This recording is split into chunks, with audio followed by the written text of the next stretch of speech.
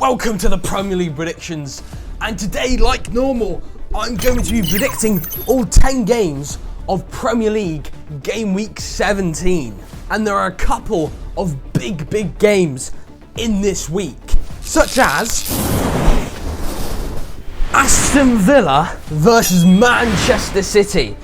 I have no clue what I'm predicting to that, because Man City on a bit of a slippery slope, and Aston Villa are okay, but not perfect. So after I predict that game and all the other games, I will be giving you my goal of Game Week 16 and then seeing how well I did in last week's predictions to see how many points I got. Oh, I always forget.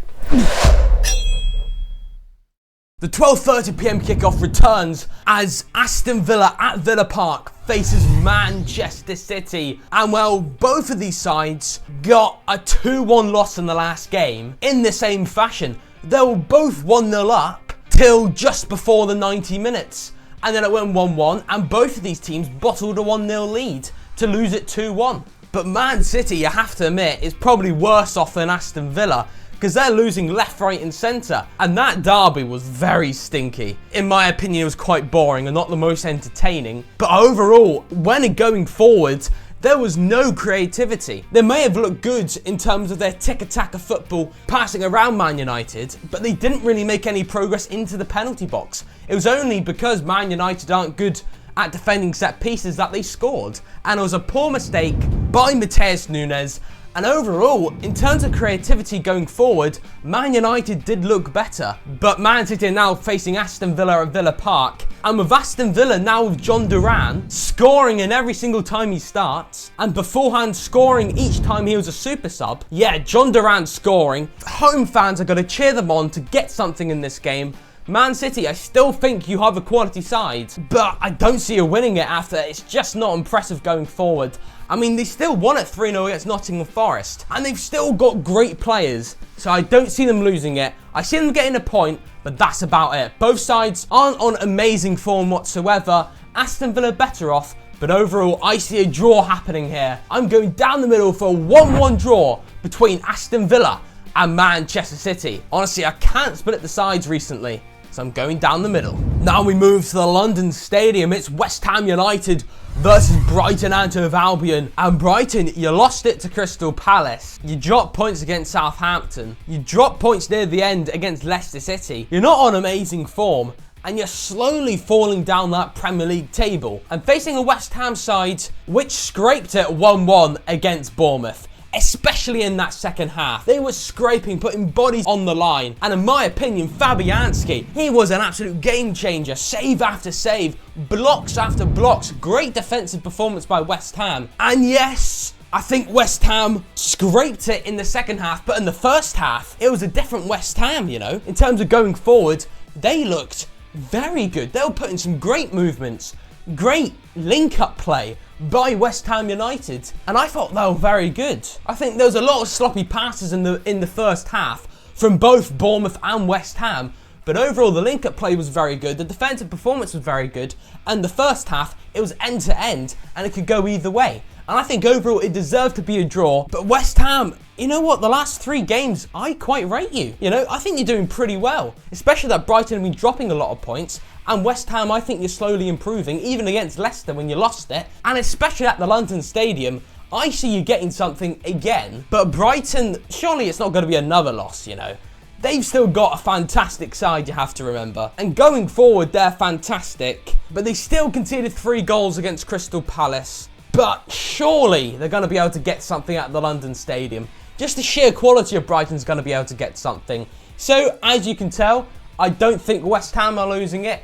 I don't think Brighton are losing it either. So that obviously comes down to a draw. So I'm going down the middle for yet again Desmond Tutu to return in a 2-2 draw between West Ham United and Brighton and Hove Albion. We move to Portman Road. It's Ipswich Town versus Newcastle United. Both teams with a bang, with a win. Ipswich Town, late minute drama. I mean, they robbed me off of getting 2 points in my predictions. I said it will be 1-1, and right at the end, Taylor had to rip me off of my 2 points. But still, Ipswich, you could have easily lost that game against Wolves because Wolves put up a great fight. But Ipswich, to defend like you did, to hold off like you did is fantastic. And honestly, it's all up for grabs for them to stay up this season. A very crucial win, very promising. But you have to remember, at Portman Road, they haven't actually won many. I mean, they've only ever won away from home, proven again at the Molineux. So, especially facing Newcastle, which have bounced back brilliantly. I've been holding in my excitement. 4-0 versus Leicester City. Brilliant performance. Each time Newcastle went forward, it looked like we were going to score. The same has to be said against Brentford. When we were going forward, it looked like we were going to score every time. But obviously, there were some real defensive problems. But we faced Leicester at home, which is an easier team than Brentford in terms of defending those counter-attacks was much easier. And we did fantastic. Newcastle 4-0. The momentum is driven with Newcastle United. And I see nothing but a Newcastle win. We're facing Ipswich, who are on 18th. Yes, they did well against Wolves, but it could have easily went another way. And overall, Ipswich, you are in 18th. And Newcastle, we're above them. Newcastle have just won 4-0 against Leicester City, and I see so much quality. And now we're starting to prove that we can do it against the lower teams, not just the higher teams, the lower teams as well. I see us winning this, but it will be quite close, as I every week say, Ipswich do look pretty good, and they're going to give it a good shift.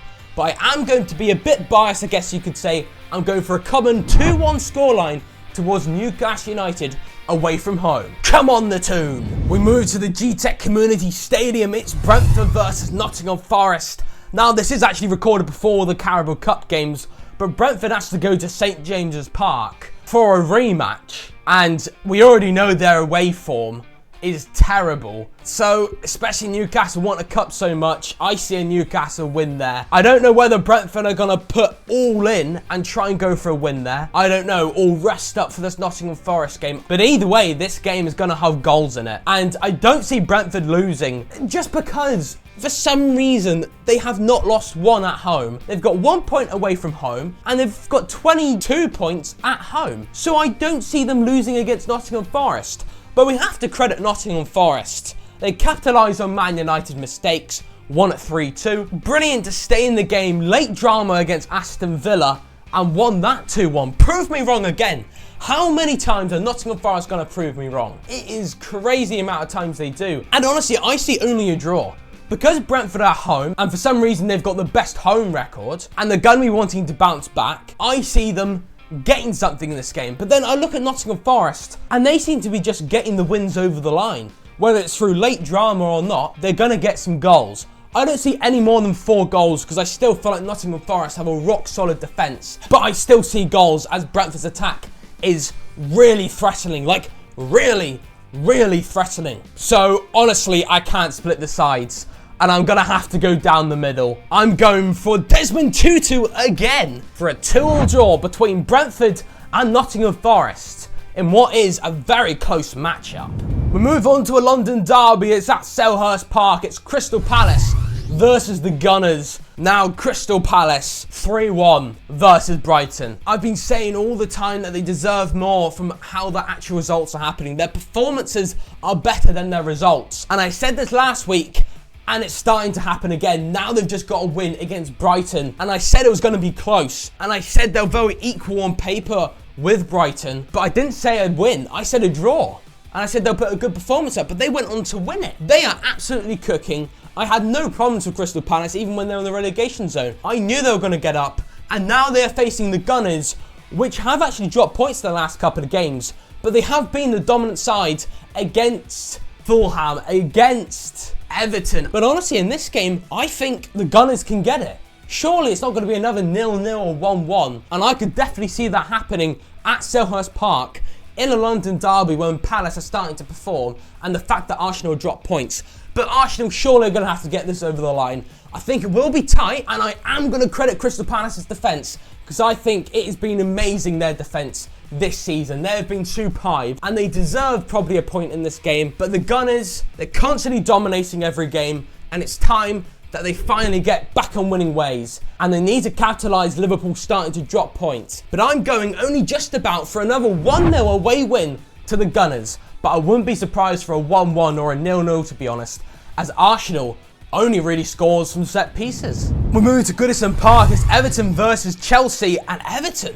Brilliant goalkeeping by Jordan Pickford and fantastic last-ditch blocks and tackles against the Gunners. And they got a much-needed point, and they got another 0-0 draw. They must have the most 0-0 draws in the Premier League. Could I see this game being 0-0? Probably not, as Chelsea won it against Brentford very nicely. I'm pretty sure they've scored the most goals in the Premier League, so they are scoring a couple, and surely this isn't going to be another 0-0. They're scoring 2, and I think they'll only concede 1 as Everton's attack is pretty poor. They look brilliant. Sorry, Everton. You did well to defend against Arsenal, but against a Chelsea side that have got a bunch of momentum, that have won loads of games recently, I see them getting a couple of goals, and they're going to win this only just about for another 2-1 win towards Chelsea as they face Everton at the Goodison Park. We move to Old Trafford.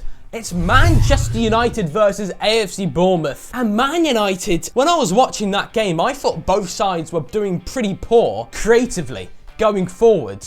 But if I would credit one team that was probably better in that game, that was more creative, I would say Man United, and it's all down to Amad Diallo. It's all down to him. I mean, even when it was 1-0 to Man City, he was making the chances. Yes, he was offside like 3 times in a row, but at least he was actually pushing forward. At least he looked threatening. At least he looked sharp and energetic. And remember, he's only young. Man United have got an absolute gem on their side that scored the goal and had the momentum from the mistake from Man City and the goal they scored to go on and win that game late on. But you have to remember, Bournemouth, I'm pretty sure they had 29 shots, and in that second half, they could have easily scored. Bournemouth, in my opinion, did very well against West Ham despite only gaining a point. And now they're facing a Man United side which still wasn't amazing against Man City and still haven't been amazing all season. Their problems are not fixed right now, so I don't see them winning at Man United. I could see them winning it, but against Bournemouth, it looked like they were going to score each time they went forward, especially in the second half. And I see them getting a goal, but I also don't see Man United losing at Old Trafford, especially with Amad Diallo, and especially at home. So honestly, I can't split the sides. 1-1 between Man United and Bournemouth. But honestly, I could see it going either way, so I'm going down the middle. Now we move to Craven Cottage. It's the Cottages versus Southampton. And Southampton, the thing is against Brighton, they looked very good. You know, against Liverpool, they looked very good. And throughout the entire season, they have had loads of good signs. But the problem has always been, when they play out from the back, they always give easy chances to the opposition. They always make unsuccessful passes in those dangerous areas, and they just pass it to the opposition, gifting them goals. That was not the problem against Tottenham. The problem was as simple as this. They were just shocking defensively. They were just standing still. They were open at the back. And even when they were quite tight to the Tottenham players, they just allowed them to wiggle through. It's like they had no desire. They lost all mentality. Everything was struck. And now Russell Martin's sacked. I mean, it's understandable considering you're 4 points away from 19th, 9 points away from safety, and a last position after getting battered. Terrible defensive performances against Tottenham. So no wonder he's sacked. But with all those negatives that I've said, you know who I'm going to go to win this game. No random scoreline here. Easy for the Cottages. They've got loads of players that are fantastic at the side. They're doing well. As I've said, Southampton, really terrible. So I'm going 2-0 to the Cottages. Easy win for them, surely. Now we move to the King Power Stadium. It is Leicester City versus Wolverhampton Wanderers. A must-win game for Wolverhampton Wanderers. A must-win game for Gary O'Neill. Wait a minute. He's sacked. That is right. Gary O'Neill has been sacked. You know what? I understand the Russell Martin sacking, but Gary O'Neill, I don't know.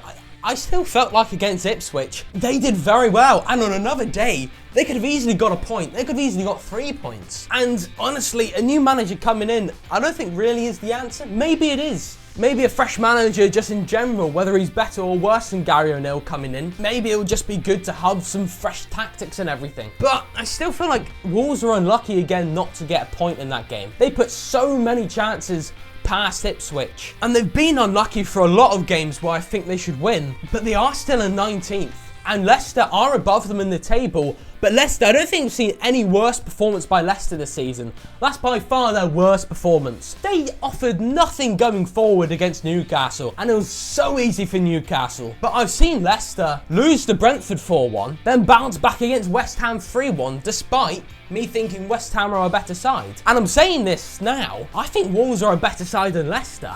But Wolves seem to always, and I say always, get good performances, but are always unlucky in terms of the result. And the fact that Leicester are at home, the fact that Van Nistelrooy has been key to get a point against Brighton, more specifically out of all the games, because he made the great substitutions to support Jamie Vardy in that Brighton game to make it 2-2. Great tactical changes by him. And now they're at home, I feel like it's going to be a very similar game to the West Ham game. Wolves are going to push and never give up. But yet again, Leicester at home, going to put loads of last-ditch blocks. They're going to bounce back at the King Power, and they're going to win this 3-1 to Leicester. Honestly, I've seen this happen multiple times, that Leicester get battered and then straight away bounce back. Now we move on to possibly the game of the week, and a game I could have easily mentioned at the start of the video. It is at the Tottenham Hotspur Stadium. It's Tottenham Hotspur versus Liverpool. Now Liverpool, you may think they did drop points, and they have done, but you know what? Andrew Robinson, it was a poor tackle, sent off, and despite Liverpool dropping points,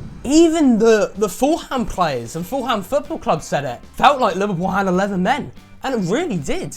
At Anfield was rocking, and Liverpool really pushed. They went 1-0 down to 10 men, and then they made it 1-0, then it was 2-1 to Fulham, then they made it 2-0. Imagine if they had 11 men, imagine if Robinson had a good game and didn't get sent off. Imagine all that. They could have easily won that. And I think that is probably a point gained considering the circumstances of the red card. And that evidently shows amazing resilience and determination by Liverpool. And Arne Slot set out fantastic to mitigate the red card completely, to change it up at the back was brilliant. And Jota's now back. That's some extra player that is back. And now Jota back. And now with them playing fantastic with 10 men and getting a point and being on the comeback, it's showing Liverpool's quality. And now they're facing Tottenham, which yes, did very well to win it 5-0, but I'm pretty sure Vicario, their main keeper, injured. Romero, their main centre-back, injured. Van de Ven, their main centre-back, injured. Udogie, their main full-back, injured. Loads of starting 11 players injured in the back line and goalkeeper. And yes, you won against last place. You did well, but it is only against last place, and it is the easiest game possible. Now you're facing Liverpool. It's a different kettle of fish. And with all the injuries that Tottenham have, and with the resilience I've seen from Liverpool to get a point against Fulham with 10 men and actually look good, and the fact how good they've been all season, definitely Liverpool win. Really positive by Liverpool. I'm going for a battering 4-1 away from home as Tottenham face Liverpool. And honestly, Tottenham, you've got a lot of injuries to key players in the defence. So I see Liverpool harming you, especially with Jota now back. Like I said at the start of the video, I'm going to give my goal of game week 16, and I'm going to go for a free kick. It was a great free kick by Unal to get the equaliser. It was a brilliant free kick. But how did I do in game week 16 predictions? It's an improvement from the previous week. I got 2 points in game week 15. Here I got 4 points. Trust me, the predictions I've shown here, I've got a new logic that my brain has made up. And a fact for you, that does put me on 86 points out of 318 points. So not amazing, not as good as last year, but for now, Merry Christmas. You have to remember it's Christmas time. And Toodle Pip. Whoa!